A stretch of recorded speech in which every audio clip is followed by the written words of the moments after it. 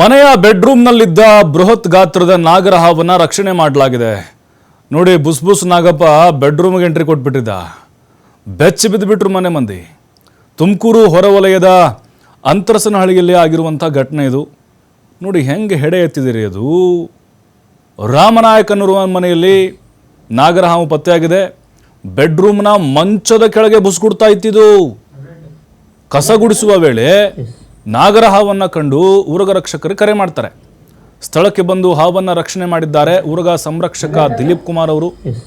ನೋಡಿ, ಹೆಡೆ ಬಿಚ್ಚಿದ ನಾಗರಹಾವು ಬಹಳ ದೊಡ್ಡದಿದೆ. ಇದು ಕಳಿಂಗ್ ಸರ್ಪು ಥರ ಕಾಣಿಸ್ತಿದೆ ನಮಗೆ.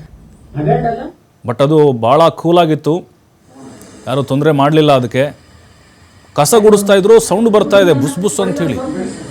ಏನಂತ ನೋಡಿದ್ರೆ, ಅಂದರೆ ಆ ಬೆಡ್ಡನ್ನು ಎತ್ತಿದ್ರೆ ಹೆಡೆ ಎತ್ತಿ ಬಿಡುತ್ತೆ ಹಾಗೆ. ಅದಾದ ಮೇಲೆ ಕಕ್ಕ ಬಿಕ್ಕಿ ಆಗಿಬಿಟ್ರೆ ಎಲ್ಲ ಸೇರಿಕೊಂಡು ಡೋರ್ ಹಾಕೊಂಬಂದ್ರು ಹೊರಗಡೆ.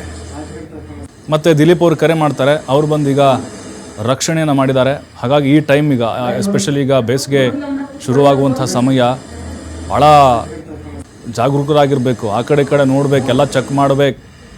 ಯಾವ ಸಂದಿಲಿ ಯಾವ ಗೊಂದಿಲಿ ಬೆಡ್ರೂಮಲ್ಲಿ ಬಾತ್ರೂಮಲ್ಲಿ ಕಿಚನಲ್ಲಿ ಕ್ಲೀನ್ ಇಟ್ಕೋಬೇಕೆಲ್ಲ, ಕಸ ಗುಡಿಸ್ಕೊಂಡು.